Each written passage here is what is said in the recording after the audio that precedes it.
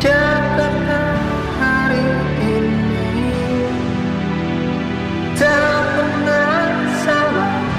Jika dahulu ku tak pernah membuatnya kecewa. Assalamualaikum warahmatullahi wabarakatuh. Perkenalkan, nama saya Muhammad Chandra, nama saya kedua di kelas saya semester 4. Saya setelah saya dari Provinsi saya kelas 4. Dan di sini kami akan menjelaskan materi mata kuliah statistika dan materi yang berjudul statistika dan sejarah data dalam tabel. Oke, langsung saja kita mulai ke materinya. Oke, baik. Di sini saya akan menjelaskan dan menyebutkan beberapa macam tabel yang bisa kita gunakan dalam menyelesaikan permasalahan soal mengenai penyajian data dalam matkul statistika. Yakni yang kita ketahui ada beberapa tabel yang bisa kita gunakan untuk menyelesaikan masalah penyajian data. Ada 3 tabel. Yang pertama ada tabel baris dan kolom. Nah, yang kita gunakan pada saat ini yakni tabel baris dan kolom dalam penjumlahan banyaknya mobil yang terjual di Indonesia. Yakni yang pertama ada pada tahun 2020 ada sekitar 30.000 mobil yang terjual. Pada tahun selanjutnya tahun 2021 ada sekitar 35.000 mobil yang terjual, berarti mengalami kenaikan. Lalu pada tahun 2022 kembali lagi turun, jumlah mobil yang terjual menjadi 30.000. Namun pada tahun 2023 mengalami kenaikan yang cukup banyak, sejumlah 10.000 mobil, yakni dari 30.000 menjadi 30.000 mobil. Nah, ini tabel penyajian data yang pertama, yakni baris dan juga kolom. Lalu lanjut pada tabel penyajian data yang kedua, yakni ada tabel frekuensi. Dan soal yang kita gunakan sekarang adalah nilai jumlah ujian para siswa. Di sini ada 51 sampai 55. Nah, dari jumlah seluruh siswa yang mendapat nilai dari 51 sampai 55 itu ada sekitar 10 siswa. Terus yang kedua, siswa yang mendapatkan nilai dari 56 sampai nilai 60 itu ada sekitar 15 siswa.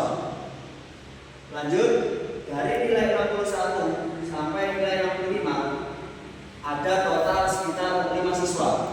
Dan nilai tertinggi, yakni dari nilai 66 sampai 70 ada sekitar 20 siswa. Jadi dalam satu kelas itu ada sekitar total 50 siswa. Nah, itu. Kita lanjut ke tabel yang ketiga dalam penyajian data, yakni tabel kontingensi.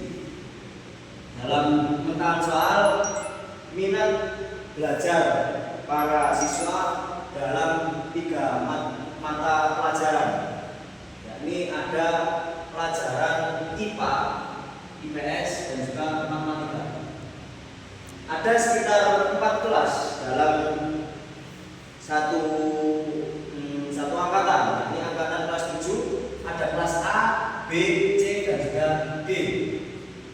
Kelas A memiliki nilai IPA yang berjumlah 10, atau minat dari seluruh siswa dalam kelas 7A ada 10 anak yang minat untuk mengikuti mata pelajaran IPA. Untuk pelajaran IPS ada sekitar 15 anak. Dan untuk mata pelajaran matematika ada sekitar 8 anak. Dan ketika dijumlah berarti dalam satu kelas 7A itu ada sekitar 33 anak. Kita lanjut ke kelas 7B.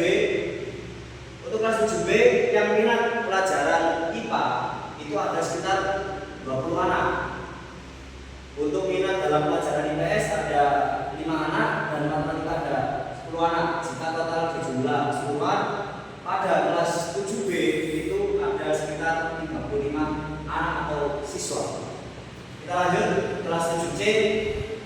Untuk minat dalam pelajaran IPA ada 12 anak, IPS 8 anak, dan matematika 10 anak. Jika kita total satu kelas 7C memiliki 30 siswa. Yang terakhir kelas 7D, untuk minat dalam pelajaran IPA itu ada 15 anak, dalam pelajaran IPS 20 anak, dan matematika hanya 5 anak.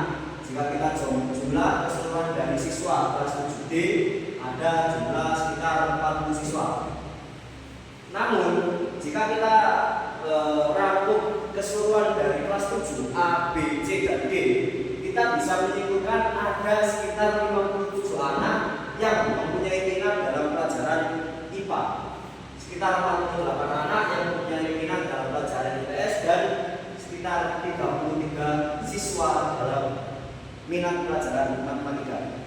Mungkin cukup itu yang bisa saya jelaskan tentang macam-macam tabel yang bisa kita gunakan dalam menyelesaikan masalah soal penyajian data.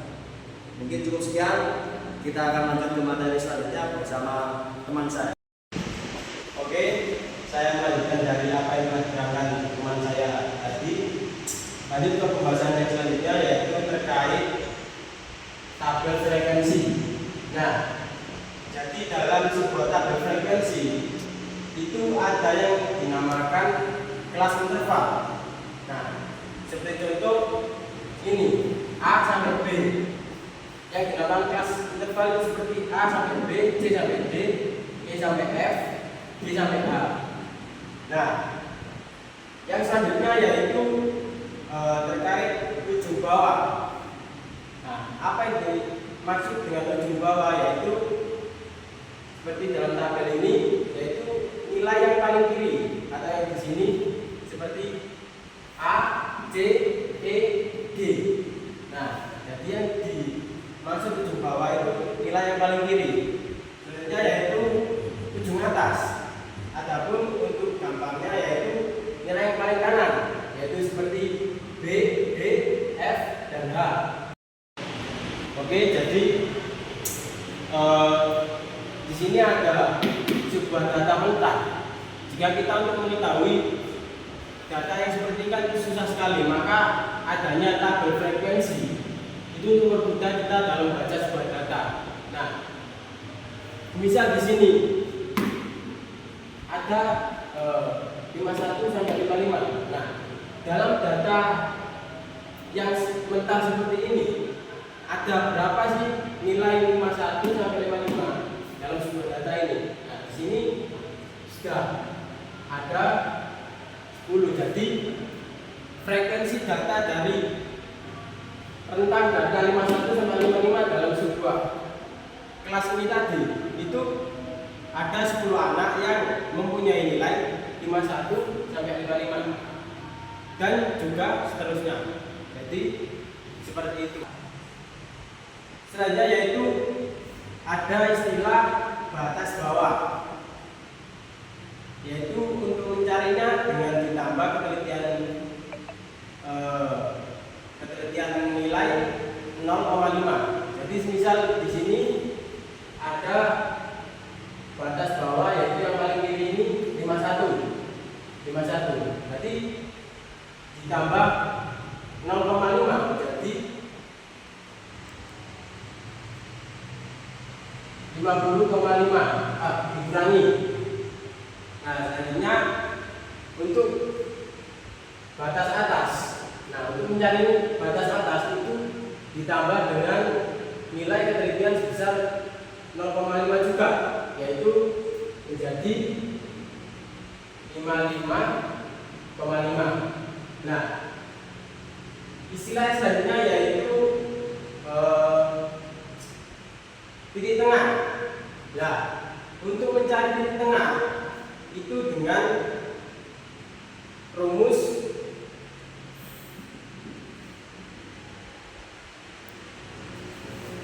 ujung atas tambah ujung bawah. Jadi untuk mencari titik tengah itu dengan rumus setengah dikali ujung atas tambah ujung bawah. Jadi langsung saja contoh, yaitu semisal kita ambil kelas interval A sampai B. Jadi setengah dikali ujung bawahnya, ujung atasnya 55 tambah 51, yaitu menjadi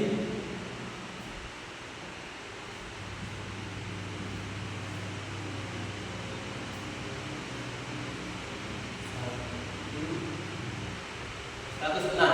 Nah, setengah dari 106 yaitu 53. Jadi titik tengah dari kelas interval 5 A sampai B atau 51 sampai 55 itu sebesar 53 dan seterusnya.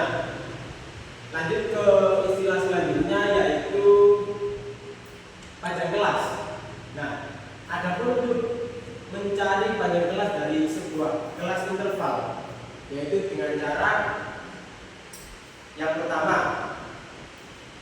ujung bawah dari suatu kelas interval dikurangi dengan ujung bawah dari kelas interval sebelumnya, seperti kelas interval CD, yaitu ujung bawahnya 56 dikurangi dengan kelas interval AB, yaitu 51, jadi 5. Jadi bisa diketahui bahwa panjang kelas dari kelas interval AB, CD, EF, DH itu 5. Nah, cara kedua yaitu dengan mengurangi ujung atas dari sebuah kelas interval dikurangi dengan ujung atas dari kelas interval sebelumnya.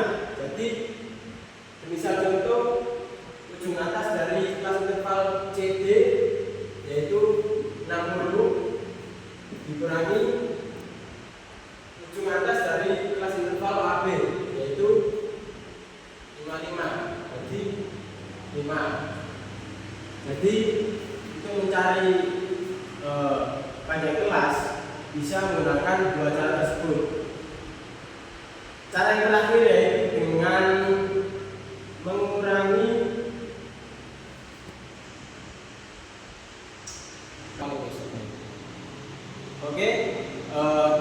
masuk ke cara yang ketiga yaitu dengan mengurangi dari ujung bawah ujung atas dikurangi ujung bawah dalam satu kelas interval. Misal contoh, kita ambil sampel kelas interval AB. Nah, ujung atas dari kelas interval AB yaitu ujung atasnya 55, ujung bawahnya 51, yaitu 4. Nah, bedanya dari cara selanjutnya yaitu ditambah dengan ketelitian nilai dari ujung bawah dan ujung atas, yaitu seperti yang saya jelaskan tadi, ditambah 0,5 dan juga 0,5 menjadi 1 yaitu 5. Jadi bisa kita cari panjang kelas dari sebuah kelas interval dengan 3 cara tersebut. Mungkin cukup itu dari kelompok kami. Apabila ada kurangnya, saya mohon maaf yang sebesar-besarnya. Assalamualaikum.